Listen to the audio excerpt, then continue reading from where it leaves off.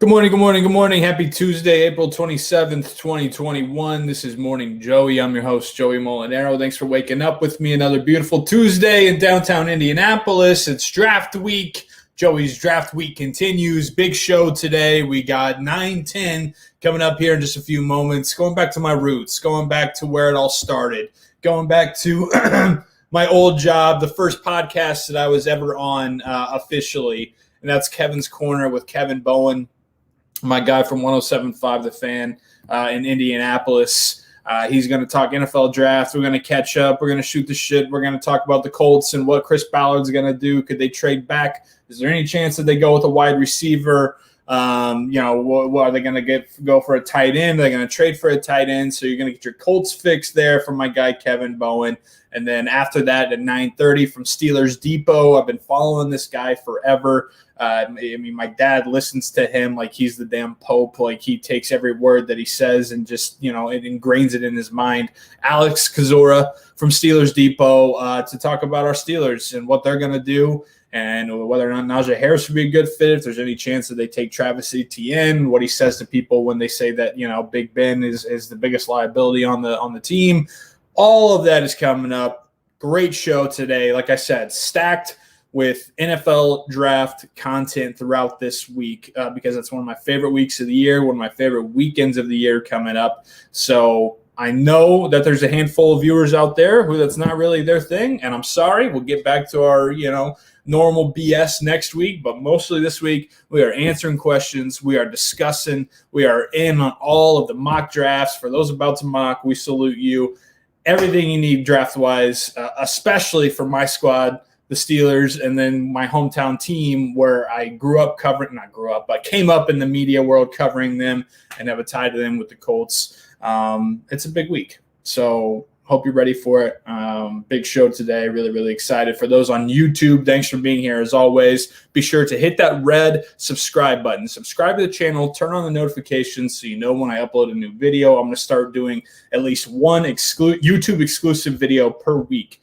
So it could be a sketch. It could be an interview that you won't see on my socials, but that you'll see on YouTube. So be sure to subscribe so you don't miss out on that. I'm going to be doing YouTube merch giveaways. Every time that I hit another 1,000 mark, I will give away some merchandise, whether it's something from me or whether it's something from Barstool Indy or whatnot. So all those things are really, really exciting. So hit that red subscribe button below, like the video, send it to your friends. Say, hey, wake up every morning with a cup of Joey on Morning Joey. And subscribe to the channel. For those watching on Twitter, I appreciate you as well. And then speaking of having a cup of Joey, the link to get the mug is below. Barstool Indie merch below. All the shirts, merchandise you need, the links are below. So when you go to subscribe, just scroll down a little bit farther. It takes you straight to where you want to go to buy a little bit of merchandise. So let's get into the show today. Thanks for being with me. I got to start out before we get to Kevin Bowen. Last night, I mentioned to RC, to my lady, I said, it reminds me of something I'd be on E-Bomb's World. And she looked at me like I had 3 heads with tentacles growing out of them and a dick coming out of my forehead. She was like, E-Bomb's World? What is that?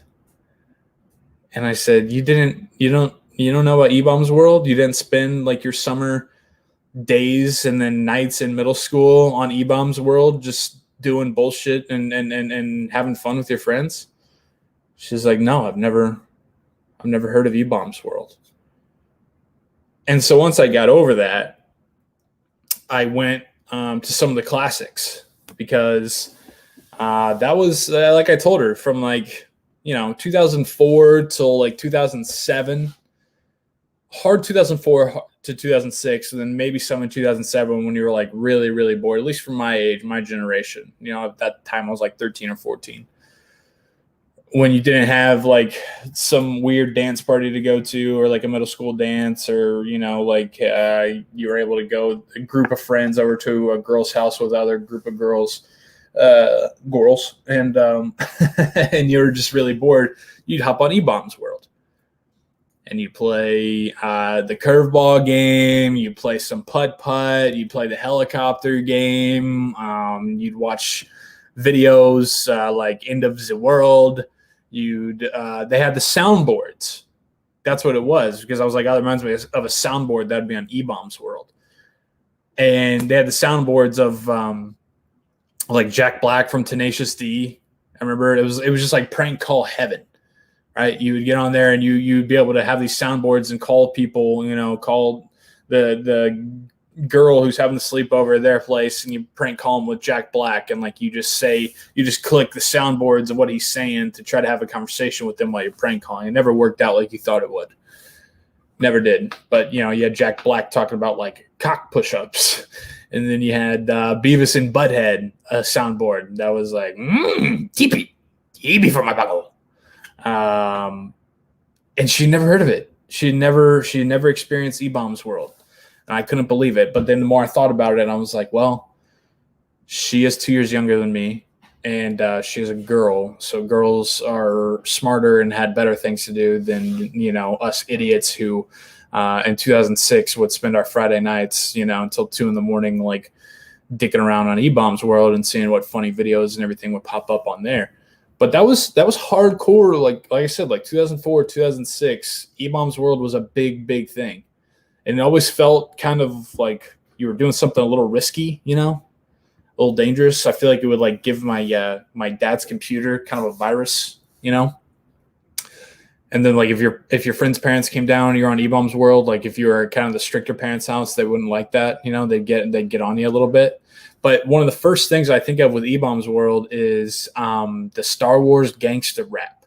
This was huge when I was in 6th grade. Like, this is, I think, what gave my dad's computer a virus. Like it was so big, and you had to like download it back then. Like it wasn't just available on like a YouTube to go and search like it is now. You had to go to E-Bombs World or a site like that, and you had to like download it, and then you could watch it. But I just remember all my friends all of a sudden came to school one day, and they were talking about Star Wars gangster rap, and I was like, well, I'm a huge Star Wars fan. At the time I was kind of like embarrassed by it. I didn't want to say anything, but no, just because, when you're in middle school, and it wasn't, now it's cool to be a nerd. It still wasn't cool to be a nerd back then. Like, so you would still get some shit if you were like a hardcore Star Wars fan when I was in like 6th grade, right? You couldn't just like openly come out and be like, yeah, I love Star Wars. Because then all the girls would like whisper about you and make fun of you. And then, the guys would give you shit and stuff, and it just wasn't fun. So like, but I was like, oh, gangster rap, this Star Wars. Yeah, I got to be in on this. So it took like 3 hours for my dad's computer to download this video that was like 3 minutes long.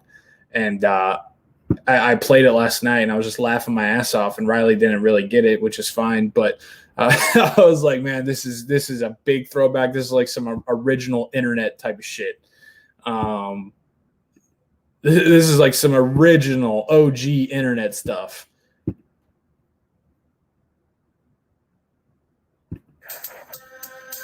You guys remember this? It's not the east On the west side, no, it's not. It's not the north or the south side. No, it's not. It's the dark side. You are correct. In front of the empire, to all you beta haters out there, we'll blow your planet up. What does I mean by master? It's a disaster. Skywalker were after. What if he could be turned to the dark side? Yes, keep me a powerful ally, another dark Jedi. He will join us or die. We got Death Star. We got Death Star. I mean, this is it. I want to download this on Apple Music or Spotify. It's a banger. I love this part. Get your ass over here right now. They make Uncle Owen out to be such a dick. Kind of is. Where them 2 droids at, you boy? In your room? Uncle Owen, I know I'm on probation. I think the boys Can I go to the Hachi I station? gotta lay away on the power. Converter, But now you treated me like a a fluffy North Coder. Use the Force and run. Run to Dagobah. Run to Dagobah. Dude, if you know, you know, man. I'm Yoda. I'm a soldier. I thought that was the funniest shit, man.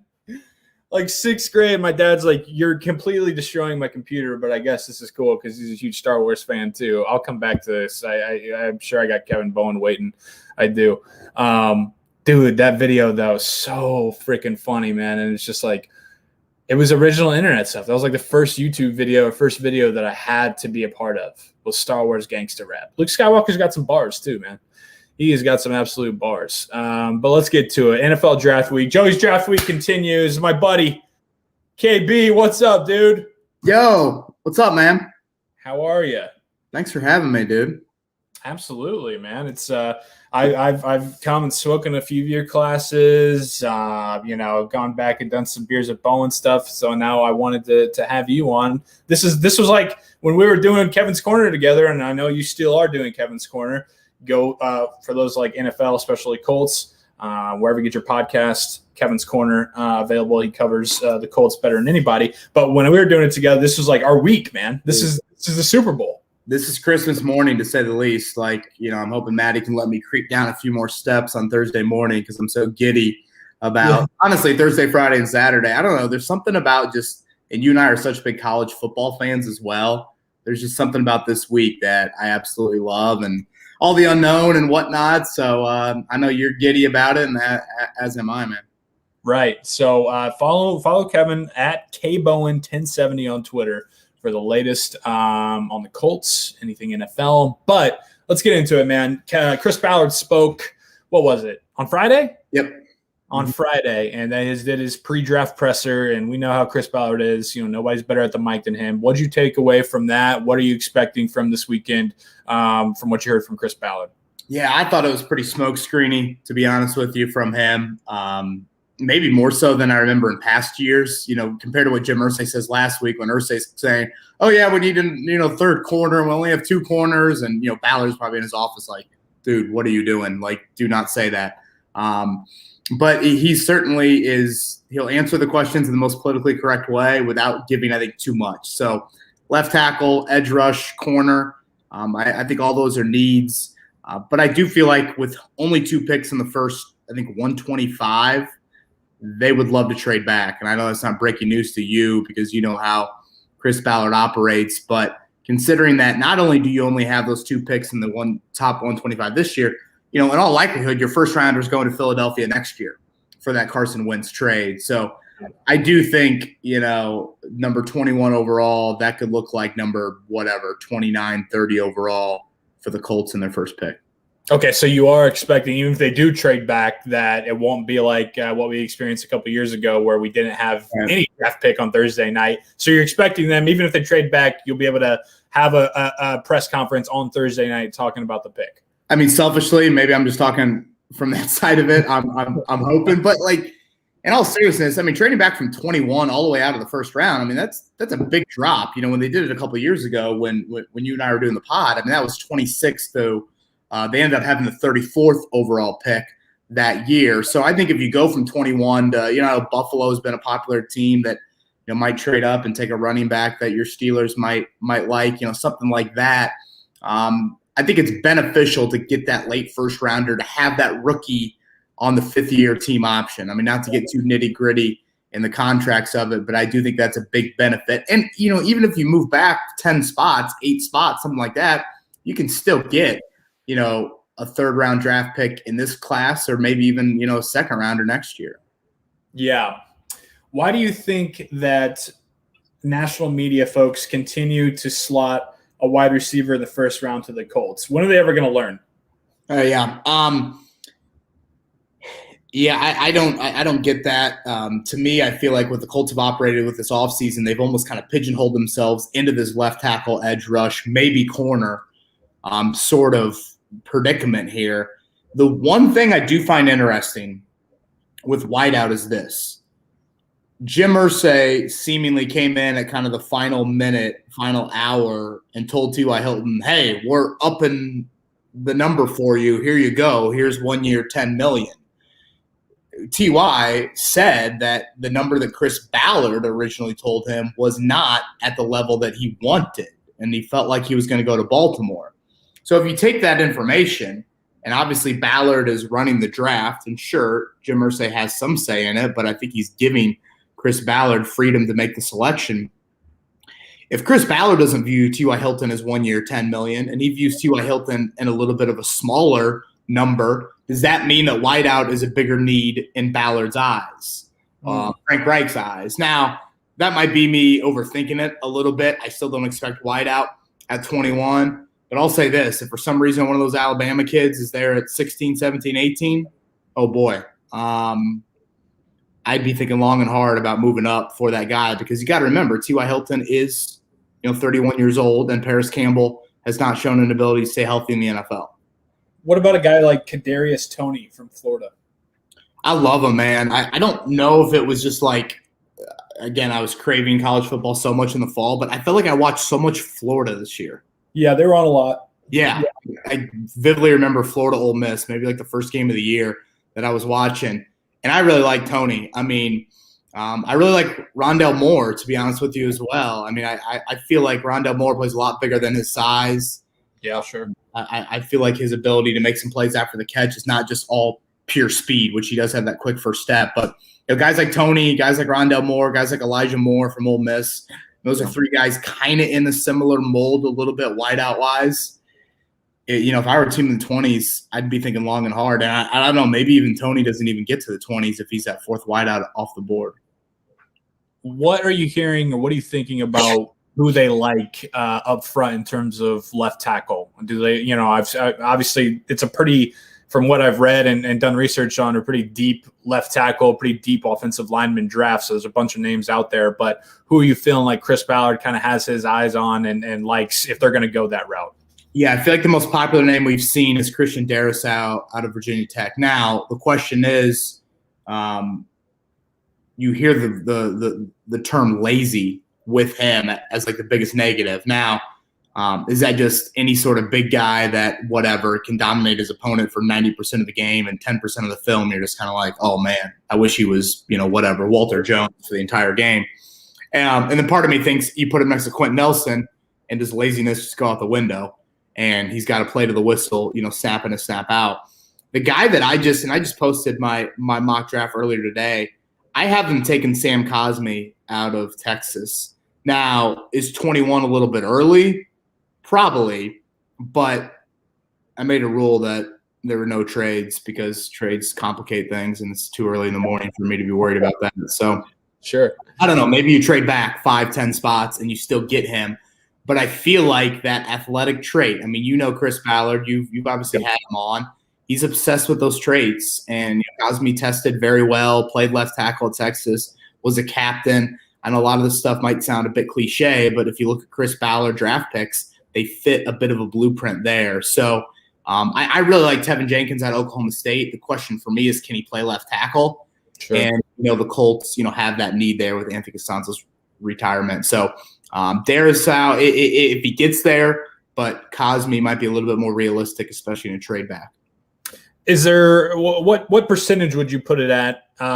Because we know how Chris Ballard loves to not only build up front on offense, but defensively as well. I mean, nobody likes to get those three techniques and the defensive linemen and linebackers like Chris Ballard. Is there any chance that at 21 we're all thinking it's going to be left tackle, and then all of a sudden you get a Zaven Collins or an Alabama defensive lineman? Dude, I think it's a great point that you make. You feel like the recent momentum is, when is the first defensive player coming off the board? Yeah. I mean, people are saying maybe not even in the top 10. So, and I don't think it's like it's a bad defensive draft. I mean, by all accounts, the cornerback class is very deep. D-end has some, nice first-round talent, back end of the first round. Linebackers have some intriguing names. You mentioned Collins, Micah Parsons as well. So, corner, I keep on coming back to what Irsay said a couple weeks ago, and Irsay just doesn't say that just to say it. Sure. He's getting that from somebody, and somebody that's rather important. And the name I keep coming back to is Greg Newsome out of Northwestern. I assume Patrick Surtain and J.C. Horn will go early or earlier than the Colts at 21. Caleb Farley, to me, it's just a medical thing that I don't know. Backs worry me, and maybe it's because I always have a bad back, but it just worries me. So Newsome played in a scheme that wasn't like heavy man, heavy press at Northwestern, still found the ball a lot with passes defense. Just seems like a pretty clean prospect, a little bit banged up in college, but nothing too crazy there. And if he's available at 21, and if you're thinking, because to me it's like you need to solidify O-line and you need to get an impact pass defender. Now, I think pass defenders more edge rush than corner, but if they think it's corner, Newsome at 21, that's the one that I keep on coming back to of like, if he's there, maybe they don't trade back. So I do think it's a good point that you bring up of if this offensive run goes with the QBs, the wideouts, Sewell, Slater, those guys, does that push a corner, an edge rusher, down the board a little bit? I guess you can't really do this, but Rakicine has been very up and down, to put it best, since they took him in, what was that, 2019? Yeah. 2019 with their first overall pick, which was when they traded back out of the first round. Mm-hmm. Does that give them any sort of hesitancy with corner, or are they just going to say, "Yeah, if we really like this guy, we need that position, we got to go with a guy like Newsome"? Yeah, it's funny when Ballard was asked about corner last week, he sounded like Rakusin's agent, and he often does. Just continuing to bank on high character, this and that, and I'm like, that's great, but like, I consider myself a decently nice human being, but like at the end of the day, character only gets you so far. Like you need some dudes that can play football. So it sounded to me a bit smokescreenish. Like, yes, they do like Rock, I think better than like most fans maybe do at this point. But at the same time, no GM is going to be brutally honest with you 6 days before the draft and say, oh yeah, corner, glaring need, without a doubt. We got to win that first round pick at corner. So now the only devil's advocate I have to that is in this defense, which is heavy zone, I don't feel like there's a need for this true elite abundance of corners. Yes, it would be beneficial. And obviously if you look at the Pittsburgh film, full well from that game, there were some struggles there in the back end. I also think if you can disrupt timing from the front with the front four and you drop 7 in zone, that is better for this football team. Yeah, hey, best way to make a corner look good is have them not cover for very long, right? So get your guys who get after the quarterback. Is there any – I know that it's been a Twitter discussion. I think Jim Irsay addressed it on JMV show about Quentin Nelson moving to left tackle. Anything there? Is that a possibility still or no? Yeah, I'm not like slamming the door shut on it just yet. I think, again, in an ideal world, you'd find the left tackle of the future in the draft. But, Ballard, and I don't think this is smokescreen, which this is just the story of my life right now. I'm sure you do the same thing. It's like, do I believe what he said? Do I not believe what he said? Do I believe what he said? Since January, he's really been like, let's just find the 5 best offensive linemen. And I know that's super cliche and like very coach speaky, but I do think that like if the right opportunity presents itself to get that defender early or something like that, they've added a bunch of offensive line depth this offseason. It's an emergency plan that they wouldn't be like, this is DEFCON in going to it. So again, I'm not all in on it, but I haven't like totally ruled it out just yet. You give any? I saw Peter King, I think it's Peter King who reported that they did reach out to Andrew Luck before they traded for Carson Wentz. At what point? What does Carson Wentz just have to win the Super Bowl this year to finally get him to close the door officially on Andrew Luck, or will Jim Irsay always have that door a little bit open? Dude, always. Always. It is the ex-girlfriend that you think about and you like, wow, I'm searching her. White whale, right? I'm searching her on Instagram for a 5th straight day. Look at me, and my girlfriend's sitting, 2 feet away from me on the couch. Like it's so funny how like so many of my colleagues I feel like are like, hey, we need to slam the door shut, blah blah blah. I'm like, the owner doesn't slam the door shut. Like he's the one that always is throwing in these little, well, you never know. MJ played baseball for 2 years and came back, like this and that. So, yeah, in all seriousness, Carson Wentz is going to have to take this team on deep playoff runs, I feel like, for Jim Irsay to really feel like there's no chance. Now, I do believe this, man. Jim Irsay is, like, super high on Carson Wentz. Yeah. And I know Jim Irsay is, he's optimistic, every single day. But like I do believe that he's all in on Frank Reich's belief on Carson Wentz. I've had a few people ask me yesterday, and then Peter King dropped it in his Football Morning in America that Julio Jones is the Falcons are kind of shopping him or at least listening to offers. Would the Colts be interested at all? I said no yesterday just because in my head I'm thinking a guy that's been banged up, a guy that's aging, a guy that's going to cost you a lot, and Chris Ballard hasn't been that great with wide receivers, nor is it a position that he's really focused on. So all those things, I said no. What do you think? Yeah, I would go there as much as I'd love to put on my Madden video game hat and pull that off. You got to think back to the draft pick stuff we talked about earlier. I mean, you only have 6 this year for Chris Ballard. That's a super small amount. Next year, you only have 6 right now, and you potentially are losing your first rounder. So I know it wouldn't be breaking the bank to get Julio, but I mean, it's got to cost you, I would think, of maybe a first or some combination of, I don't know, the DeAndre Hopkins trade always throws me off, but like it would take, a second and a third, something like that to get him. I mean, dude, I don't know about you, but like I want Atlanta to draft Kyle Pitts, and I just want to see that offense. Yeah. Like, I mean, they're in the NFC. Your Steelers and the Colts don't have to worry about them. Like Calvin Ridley, Julio Jones, Kyle Pitts, and Matt Ryan, who I don't feel like is over the hill. Like, sign me up to watch that. They'll be a perfect 7-10 team that just lights up the scoreboard and has disastrous endings, and we'll all get really, really excited about them. But no. KB, thanks so much, man. Anytime that we get to hop on, you got Beers with Bowen coming up on Wednesday, right?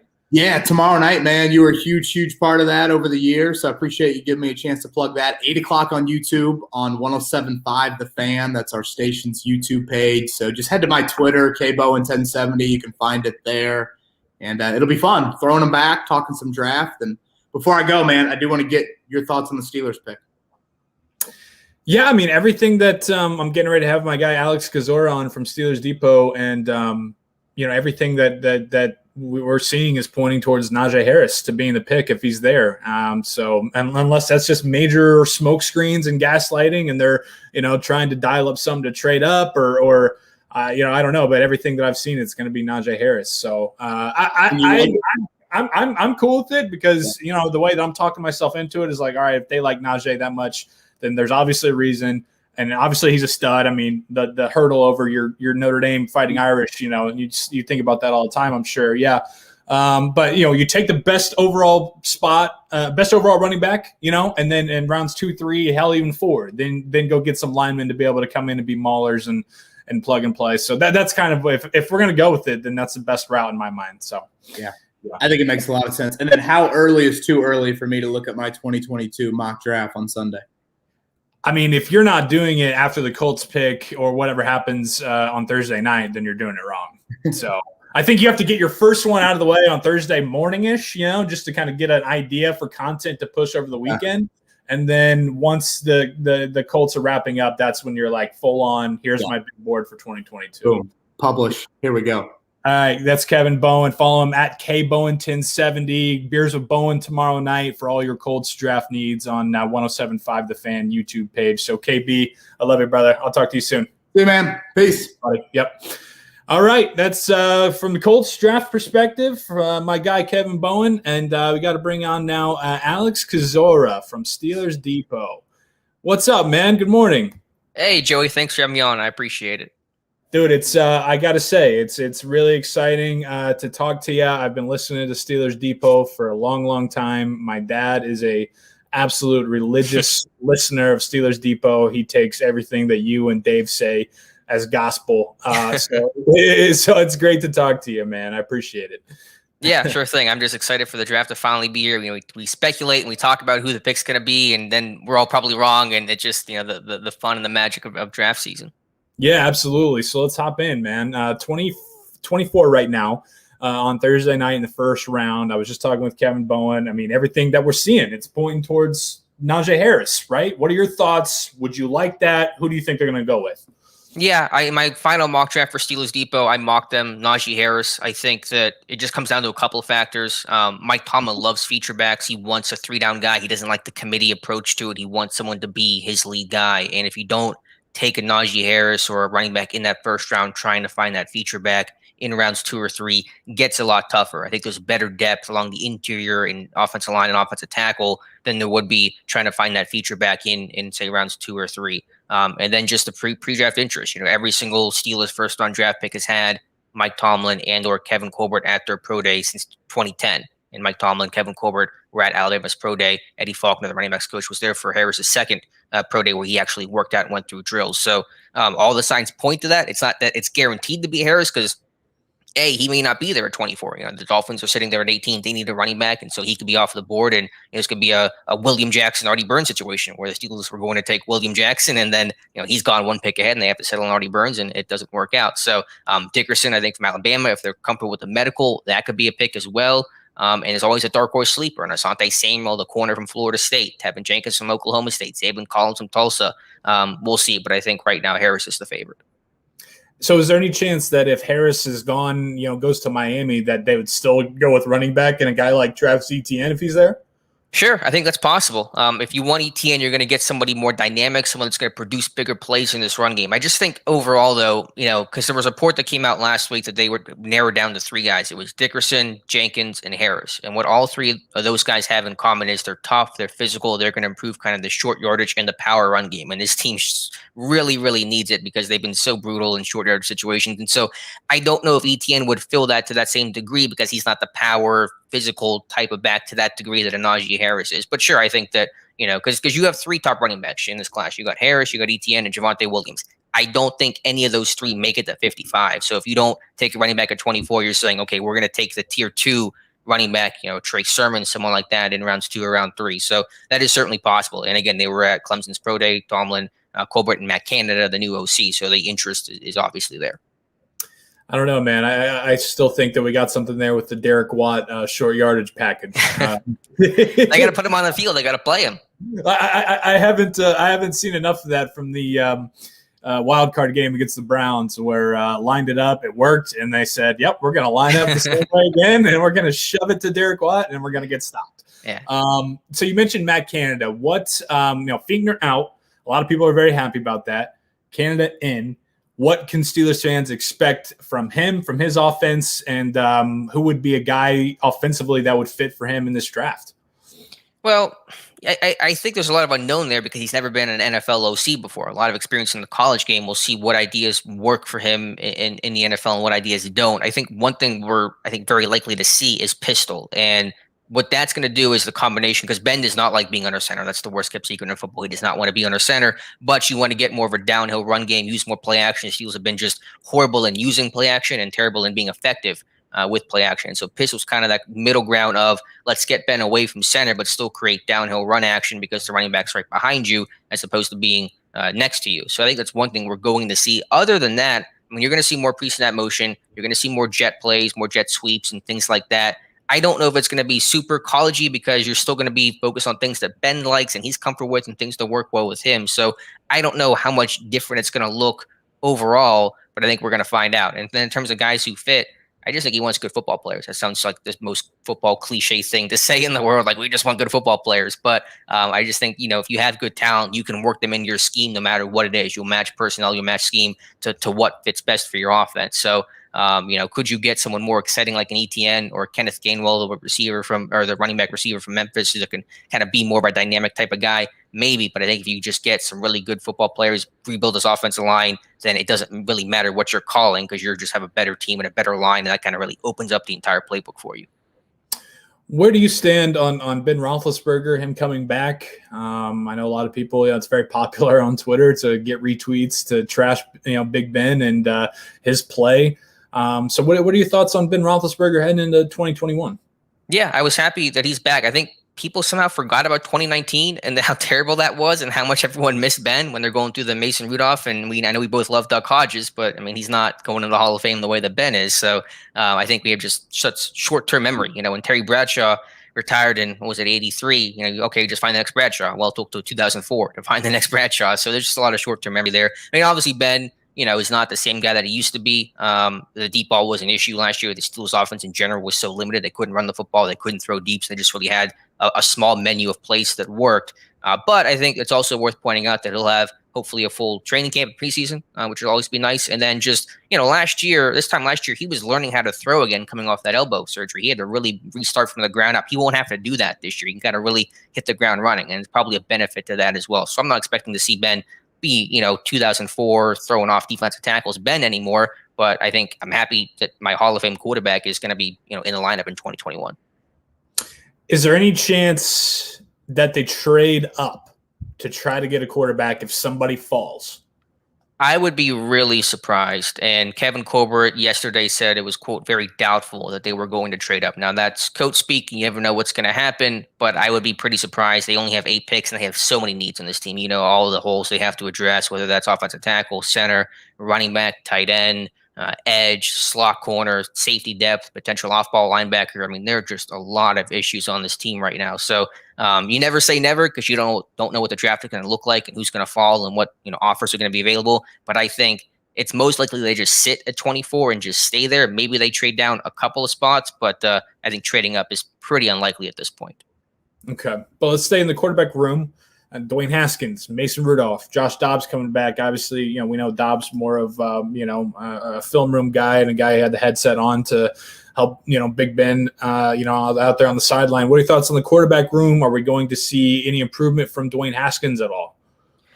Well, I just want to know when we'll get to see Haskins. I guess in the preseason some, but once the regular season starts, hopefully he's not playing, because that means that Ben stayed healthy and Rudolph was fine as number 2. I think what's really interesting about the quarterback room is they're in a really unique spot where they have 4 good quarterbacks on their roster right now, at least 4, capable, competent quarterbacks. Yeah. But we don't know who the starting quarterback is going to be next year, because Ben's probably going to retire and Rudolph and Dobbs are free agents. We don't even know who's going to be on this roster next season because all their contracts are expiring. Haskins will be a restricted free agent, so you have team control on him. But again, Rudolph's going to be a free agent. Dobbs going to be a free agent. Ben's contract expires. It actually voids right after the Super Bowl as well. So it's a really weird situation where I like the room this year. I think it's a really strong room top to bottom, a really good, 4 guys. But I have no idea what that room is going to look like 12 months from now. And that's just a spot the Steelers really have never been in before.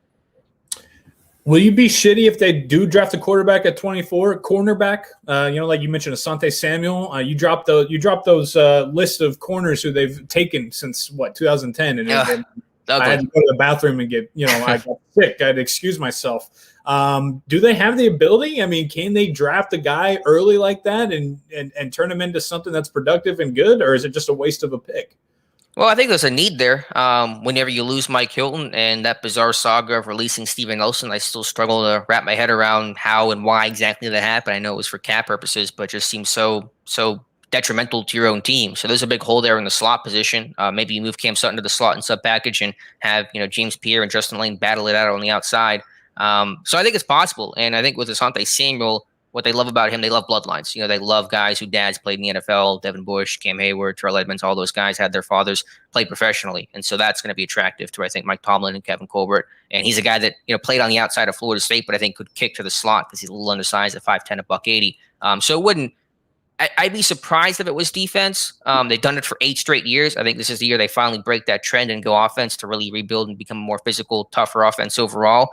But nothing would shock me again. If Harris is gone, then the board opens up, because then it's like, okay, are we going to go Dickerson? Are we going to go, is Jenkins going to be available? Or do we want to go with just a BPA and try to find a really good defensive player like, Asante Samuel Jr.? So I won't discount it. They're going to draft a corner at some point. It's just a question of really when, to me.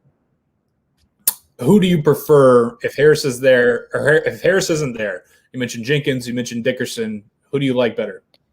I want Creed Humphrey from Oklahoma. I don't think he's going to be. I don't think he's going to be the pick, as they weren't at his pro day. Not Tomlin or Colbert, at least. But I would take Creed Humphrey. I think he's a plug and play 10-year center. And for a Pittsburgh Steelers franchise that, when they've won Super Bowls, they've had great centers. Whether that was Mike Webster or Dirk Dawson or Jeff Hardings, Marquise Pouncey. Like, this is the franchise that knows the value of a great center more than any other. So get me that guy. I like Dickerson. I'm just worried about the medical aspect. Obviously, they have more access to that information than I do. But if I was the Steelers, I would take Creed Humphrey, start him for 10 years, and be really happy about it. Okay, so you're fine with addressing interior first and then moving outside to tackle. I mean, tackle obviously is important, but it's not to the point where it's like you're either taking Harris or you're taking a tackle. It's not to that point yet. Yeah, I would rank center as a bigger priority because I don't want BJ Finney to be my starting center. I'm fine with him as the backup and being the feel good, story of it all, but I want a starting center. And I can live with Banner and a core forward tackle for a season. Plus his tackle class is really deep. You can find good tackles in the second, third, fourth round. It's probably tackle's probably deeper than any other position in this draft, or at least right up there. So I'd be more comfortable about finding that tackle later and getting center early.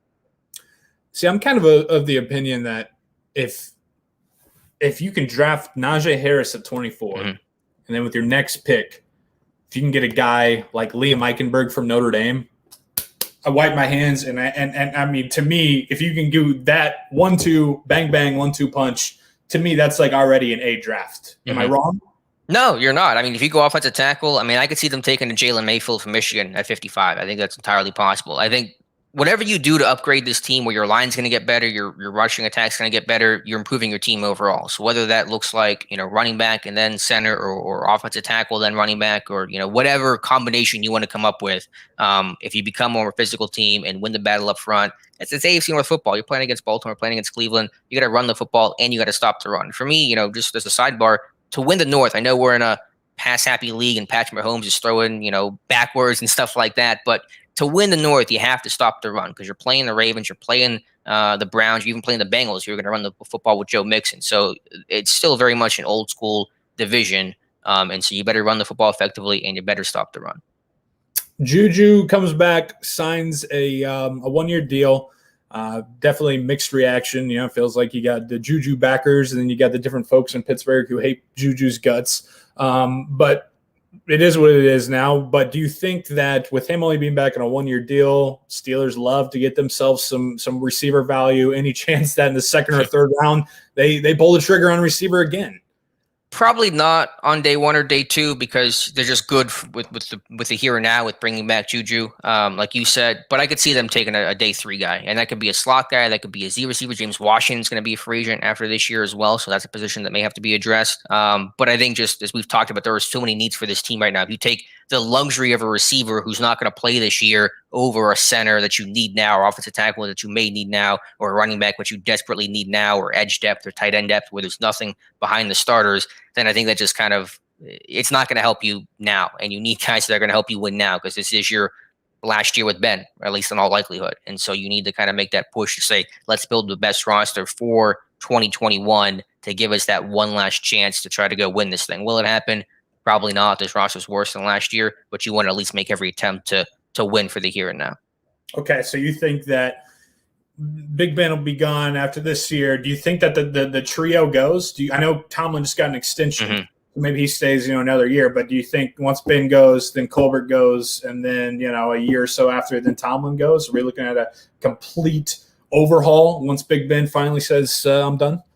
Well, I think Tomlin's here for the long haul. He signed that extension through 2024, and I think they view him as that face of the franchise for whatever new era comes next, the post-Ben, post-Kevin Colbert era. And he's going to be the leader and the face and that stabilizing figure in that front office. Yeah, Ben, I think, is gone after this year. Not going to guarantee it because it's Ben, and he could play till he's 45 because he's the most competitive dude in that locker room. Colbert, we'll see. I would like to think, I wouldn't like to think, I would probably say that he goes when Ben goes because what's the point? I mean, you're going to stay here for 1 year to rebuild and then retire. So, I mean, nothing's guaranteed in that, but I would probably say that he goes whenever Ben goes as well. But Tomlin's going to be the guy that'll, carry this team from the Ben era to whatever this next era may be.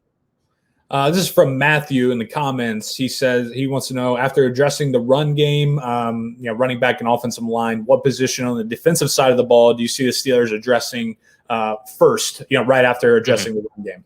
I would say 2, slot corner, or at least corner in general, and then edge. I mean, behind you got TJ Watt, great player, the Hall of Fame track, defensive MVP snub. I know every Rams fan gets mad at me for saying that Aaron Donald shouldn't have won the award, and he is obviously deserving of it, but Watt was as well, if you ask me. But behind Watt and Alex Highsmith is nothing. Like, I think we're both the next man up at outside linebacker if those guys get hurt. It's really brutal there. And you saw the value of drafting a third-round guy in Highsmith last year because once Dupree went down, Highsmith came in the lineup and he played really well. Not at Dupree's level, but he still played really well overall. And so you have to protect yourself because you need a good pass rush to have this defense function in its fullest form. So I would say edge depth and then slot corner, either as a starter if Sutton's going to stay on the outside, or slot depth even if Sutton kicks inside. So those are the 2 areas I'm looking at. You got any big plans for draft night for the weekend in general? I mean, it's just me being a nerd and just staring at screens and just watching the draft. And are you an NFL Network guy or an ESPN guy? I've always had that debate about which one I should watch. I got Rich Eisen behind me here on the shoulder. I got I'm close buddies with Daniel Jeremiah. He's been kind of a mentor to me, so I tend to go wherever Rich and Daniel Jeremiah are. I'm big fans of theirs, so NFL Network is probably where I'd lean when I'm not on the NFL draft show for Barstool for my company. So okay. I tend to go with Rich and DJ. What about you? Yeah. I'm NFL Network too. I used to be ESPN, but then I was watching with the Combine. I watched Mike Mayock. I love when Mayock was on there as an analyst. He was my favorite guys to watch. Let me ask you as well. Do you remember back in the 10, 15 years ago when the draft used to be all weekend, just Saturday, Sunday, and there's a marathon? Do you remember those days? Oh yeah, absolutely. Yeah. Do you prefer the current setup? The 3-day weekend, first round Thursday. I love the weekend of it. Just marathon, just basically morning to night. Saturday, Sunday was like perfect for me. Yeah, no, I hear it. It's very nostalgic and having that to where it's like, where you could have like a legit draft party, on Saturday, and it's at noon and you're grilling out and you're having, at the time just sodas, but now you'd think have a few, cold beverages and everything like that. I hear you, but there's something about that hype on Thursday night, man. The prime time. I don't know. I love waking up on Thursday. It's like I talked about it yesterday. I feel like it's like a short week. Like when you're in school, and you have like Thanksgiving on Thursday. I feel like it's just like the race to Thursday, and then you're there for the weekend. So I like the prime time on Thursday night. I don't know. Yeah, that's fair. It probably is nostalgia. Just 8-year-old me just watching the draft, being like, "That's a great pick. That's a terrible pick." Just mock GMing as an 8-year-old. But I get the allure of the primetime lights. One more from the comments here. The people are very concerned about the tight end position. People want to know if it can be addressed before the 5th round, and then somebody wants to know about Tommy Tremble. I love Tommy Tremble. He's 20 years old. He says didn't get to play a ton at Notre Dame. He was always a backup number 2 guy. They had a 4-star or 5-star prospect at tight end this year that kind of took over. I think he's probably the best blocker in the draft, one of the most aggressive guys. He wasn't used a lot in the pass game, but I think he can be a lot better NFL player than he was in college. Plus, he's got NFL bloodlines too. His dad played. Actually, his dad was on the Cowboys when they beat the Steelers in the 90s. In that Neil O'Donnell Super Bowl. His dad was on there, got a ring. Yeah. Yeah. That's how it'll forever be referred to. But yeah, I think tight end has to be addressed. And the stat I've given people, I think probably where the comment came from, was they haven't drafted a tight end above the 5th round since 2007, which just blows my mind that they have not invested heavily in the position. Now, tight end, this class isn't particularly strong. There's some decent guys at the top. The depth kind of falls off quickly. Watch out for a Penn State guy, Pat Frymuth at 55. Steelers love him. Tight ends coach Alfredo Roberts absolutely loves this guy. They've had a lot of contact. I would not be surprised in the least if Pat Frymuth was the guy at 55, or maybe Tremble at number 87. Is Frymuth, is he just like an upgraded, better version of Jesse James? Yeah, I think to some extent. I mean, he's not a dynamic guy. He's obviously not Kyle Pitts, and he's not going to make a ton of plays downfield, but he's just a really tough dude with good hands. He's going to make really difficult catches middle of the field. So he's not an Ebron type of guy, but I think he's got starter potential and probably a better version of Jesse James. How about bring back Jesse James too? I mean, that would seem like a logical fit to reunite with James after the draft. That makes a lot of sense. Nice. I love it. Alex, thanks so much for waking up with me, man. Like I said, I've been listening and following you and your Steelers input for years, so it's great to talk to you. Follow them just tell folks where they can follow you and see your work. Sure. It's Twitter handles at Alex_Kozora, Kozora, and follow us at Steelers Depot. I will have on, I think, Wednesday or Thursday, a full 7-round mock draft for the entire NFL, all 259 picks. I've been doing that every year for 7-8 years now, and so you guys can look at that league-wide and tell me how I'm wrong. But thanks for having me on, Joey. I really appreciate it. Congrats on all your success. It's been awesome to see. Thanks, buddy. Hey, are you going to be at Latrobe this July? Are you going to be out there? If they let us in, I'll be there. If it's whatever I got to do, if I got to dress up as a kid with a big lollipop and a spinny hat and say, "Let me in, Mr. Rooney," I'm going to do it. But yeah, if it's open, I'll be there. Awesome. I'll try to be out there as well, and maybe we can link up then. All right, man. Sure. Enjoy the draft. Right. Thank you. Take care. See you, buddy. That's Alex Kozora. Follow him at, now I'm doing the Clay Travis shirt thing because I'm sweating. Follow him at Alex_Kozora, Kozora. Man, look at this, dude. I mean, Kevin Bowen, dropping Colts knowledge. Alex Kozora dropping Steelers knowledge. I told you, Joey's draft week just continuing in full force. Also, I can't believe nobody said anything yet, but I added another addition to the bookshelf. It's Baby Yoda. Yeah. Try to do one a day, maybe a little bit more than that. But today's edition, right next to Rich, my guy, Baby Yoda. Love you, buddy. Come on. There we go. I have one that speaks, Mark. I have a Baby Yoda that speaks. My father-in-law got it for me for Christmas, and it was one of the best Christmas. It's funny when like people who aren't Star Wars fans, they don't really like get it, and then they like get me something like that, and I'm a 27-year-old grown-ass man, and I'm like so excited, just losing my mind. I'm like a little kid, literally, when I got Baby Yoda that I can press his belly, and he makes the gargle and the Baby Yoda sound. So I do have one of those, yeah. But that one does not. It's just the plush doll. It's like really realistic, really lifestyle. Hey, Rock. Got Rock and Remy back there in the corner. But yeah, man, I announced it yesterday. I didn't announce it. It wasn't like that big of a deal. But every Friday, so now every Friday you can look forward to the Glazing 5. Going to be doing that. But then also laundry list. So I've been doing those lists on Twitter. I bring them on the show, best houses, worst shots, things like that. And people enjoy them and people interact with them a lot. So I'm going to do one every Friday on the show.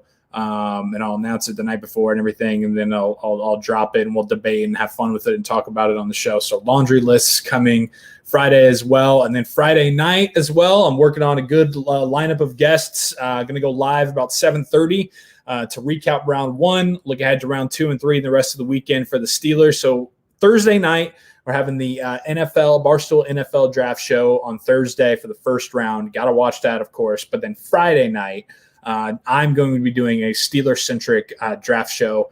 Again, Friday night for rounds 2 and 3, recapping, previewing, talking with Steelers guests. It's going to be a lot of fun. So for those Steelers folks, I hope you join me for that as well. Let's see. I got to get to Kyle Shanahan real quick. I got to get to Kyle Shanahan because I just found this hysterical. Yesterday, Kyle Shanahan is doing his pre-draft press conference, right? And he was asked about Jimmy Garoppolo. They're the third overall. Come on. The third overall pick, right? They trade up. So the thought is, they're definitely going to go get a quarterback, whether it's going to be Mac Jones or whether it's going to be Trey Lance. We heard from Mike Renner yesterday. He says you'd be crazy to take Mac Jones over Trey Lance, but we're going to find out. So anyways, Kyle Shanahan is asked about that in his pre-draft press conference yesterday, and here's what he had to say. I can't guarantee that anybody in the world will be alive Sunday, so I can't guarantee who will be on our roster on Sunday. So that goes for all of us. Okay, so Kyle Shanahan either knows something that we don't know or is going to kill us all. I don't know. But here's how I think this went down. He got caught off guard, which I don't know how he got caught off guard because you knew that he was going to get asked. He had to have known he was going to get asked about Jimmy Garoppolo because that's, what are you going to do at 3? What are you going to do with Jimmy Garoppolo? Are you going to trade him? What's going to happen there? You're going to have a quarterback situation. So he had to have known that he's going to get asked about this. And I think my guy just froze up. I think for whatever reason, Shanahan just froze up a little bit. And when he was asked the question, he just started speaking before his mouth was moving faster than his mind. And so words were just spewing out, right? So he gets asked that, and then he says this. I can't guarantee that anybody in the world will be alive Sunday, so I can't guarantee who will be on our roster on Sunday. So that goes for all of us. So he could have just said, Jimmy's a good player. We like where he's at, and we'll see come Thursday. Could have just said that. Instead, he goes to, it could be the end of the world on Sunday. Never know. He makes a fair point, I guess. But what I think happened after this is they finished the press conference. Him and John Lynch went back to the front offices or went back to the green room or wherever they needed to go. And Lynch, they get in there and, Shanahan is like sweating. He's like unzipping his thing. And he's like, God, freaking questions, man. I don't know. I just want to get to Thursday. And Lynch is just like, really? That's the best you could come up with? The end of the world. Really, Kyle? That's what you had to tell him? You couldn't have just said, yeah, we like Jimmy and we're going to like who we drafted at number 3. Couldn't have left it at that. You had to go to the end of the world. We're all going to die. That's what you went to? And Shanahan's like, would you just give me a break, man? I don't know what to say. You're the one who traded up for this pick. Why don't you tell me what to say then? And then Lynch is like, you could have literally said anything else in the entire world besides the world's going to end. And that's what you went with? And Shanahan's like, you know what, man? I'm a football coach. All right? I'm not a PR person. If you wanted me to say something, you should have given me what you wanted me to say. And Lynch is like, it's not that hard of a question, Kyle. That's what was going on. I don't get paid to talk to the media. I get paid to coach football. And you wanted this 3rd pick, and you traded up. So you should have been talking to him, John.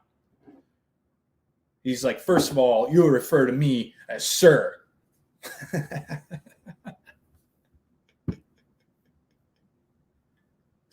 Oh, shit.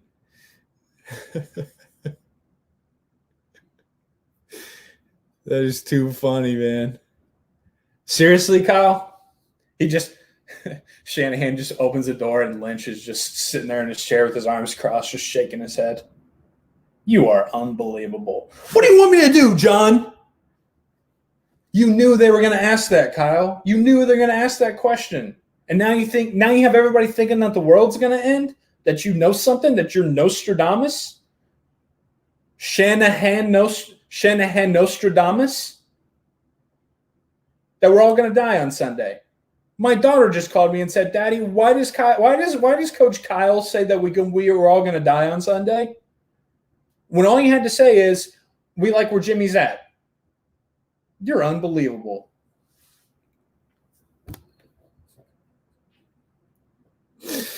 Oh, man. Hey, John. Yeah, I was conceived in the Three River Stadium bathroom. And so, yeah.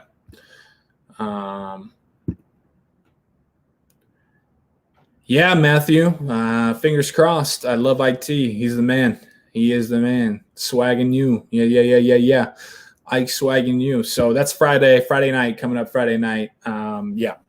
Hope you enjoy it. Baby Yoda in the back. Rich Eisen. Who'll be there tomorrow? I don't know. Great show today. Thanks for Alex Kozora. Thanks to Kevin Bowen for stopping by. Joey's draft week continues tomorrow. I think we're going to have Coach Doug's for a little coffee break and to talk to him about the Jaguars and how he feels about Trevor Lawrence, number 1 overall pick. Feel him out there, how things are going in Jacksonville. And then my buddy Jeff Schwartz is going to stop by as well. Talk some O-line play, why he hates the Steelers and everything. Yeah, so tune in tomorrow. Be sure to subscribe to this channel. Red button below if you're watching on YouTube. Just click subscribe. That's all you got to do. You're here every day anyways. Might as well. This is all free content. My mom doesn't like this that I'm saying that I was conceived in Three Rivers Stadium. Sorry, Mom. Anyways, free content. So just subscribe below. It's all you got to do. I'm here every single day. Exclusive content on YouTube once or twice a week coming up. Be sure to like this channel, like this video as well. Link to buy all of the merch, Steelers merch, Juju One Last Ride. I hate the word merch. Cup of Joey mug, Barstool Indy shirts, all below as well. Imagine not subscribing. That's exactly right. Around the 412. My buddy's there. Imagine not subscribing. Not me. Don't do it. I'll talk to you guys tomorrow. Have a great Tuesday, and I'll talk to you tomorrow live at 9.